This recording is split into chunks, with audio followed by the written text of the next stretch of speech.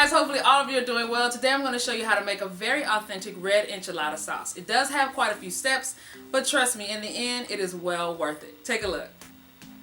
For this enchilada sauce, we're going to be using ancho chilies, which are darker in color, mild in spice, and they vary in size. And then we're also going to be using guajillo chilies there on the right, and they are a little bit spicier, but we're going to use about 6 or 7 of those. One of the first things I like to do when I'm making my sauce is go in and remove all of the stems, the seeds, and the ribs from inside all of the peppers. It makes it easier for me to work with the peppers during the cooking process, so I just remove all of the seeds first, just like that. And yes, I am wearing gloves. For those of you who wear contacts or are very sensitive to handling peppers, this is the time to use gloves. For the exact measurements and all the ingredients to this recipe, be sure and check out gdseasoning.com. The link is in the description. Okay, all of the stems and seeds are removed. Now I'm going to take some wet paper towels. I usually use about 4 or 5 of them doing this. And what I like to do is wipe each one of the peppers off because they tend to have what I like to call chili dust on the outside of them. And I guess that chili dust accumulates on the peppers during the drying process. But the bad part is some of that dust can get into your boiling liquid and it can cause some grit. So what I'm trying to do is address it at the very beginning and wipe it off. So that way you'll have less grit or no grit at the bottom of your cooking liquid. I tend not to use the last like 3/4 of a cup of cooking liquid. That's just my habit.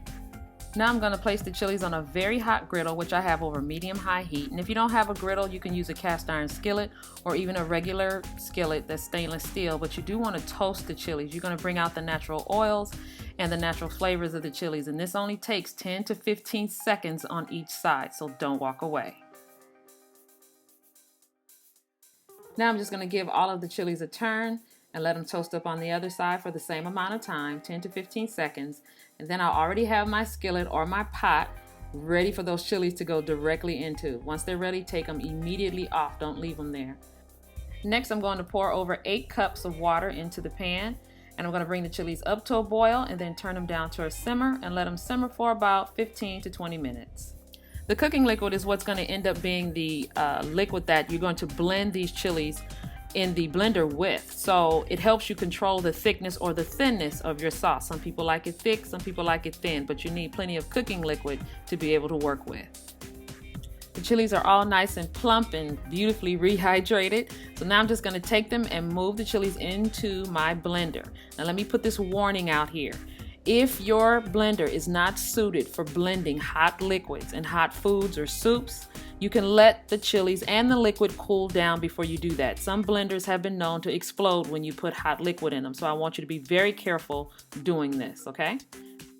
All right, so I added all of my garlic, and then I'm going to pour over about 4 cups of liquid right into the blender, and I'm going to blend everything up until it's nice and smooth. If you decide you need a little bit more liquid for the peppers to blend nice and smooth, it's okay to go ahead and add it to at this point, maybe a half cup or a cup or so.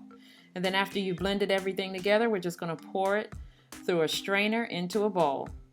And what we're going to do here is we're going to push all of our smooth sauce through the strainer and we're going to keep the pulp back.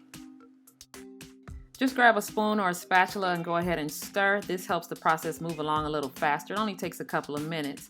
And then you just lift the strainer up and be sure and get all your sauce on the other side of that strainer. And that's what you're left with right in the bowl. But we're not done yet.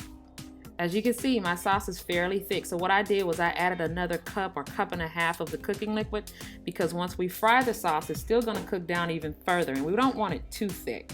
So I have 2 tablespoons of hot oil into a pan over medium-high heat. And I'm going to fry this sauce. This is a step that you do not get to skip. You must do this step because now we're just going to simmer the sauce for about 30 minutes. So at this point, if you still need to add a little bit more liquid, you can, but let it cook down a little while so that you can see what the thickness is truly going to be. Here's another tip that may sound funny, but don't make your enchilada sauce on the same day when you're going to make your enchiladas, especially if it's your first time. Some people get frustrated with this process and they won't even make it to the enchiladas. So I want you to do it on a day where you can have the time to dedicate to the process. Make yourself a double batch even if you want to. Cool it down and freeze it, and then that way it'll be ready when you want to make your enchiladas. About 10 minutes into the cooking process, I added my Mexican oregano there. I added a couple of teaspoons of salt, and I also added a little bit of cumin. I just go ahead and whisk that in and let it continue to simmer. And then after about 25 or 30 minutes, your sauce is finally done. If you want to see how I use my enchilada sauce to make my chicken enchiladas, be sure and click on the video here on the screen, or the link will be in the description. I want to thank you guys so much for joining me and hanging out and cooking with me. You know I appreciate it. For this recipe and others just like it, you can check out gdseasoning.com, and I will see you guys next time.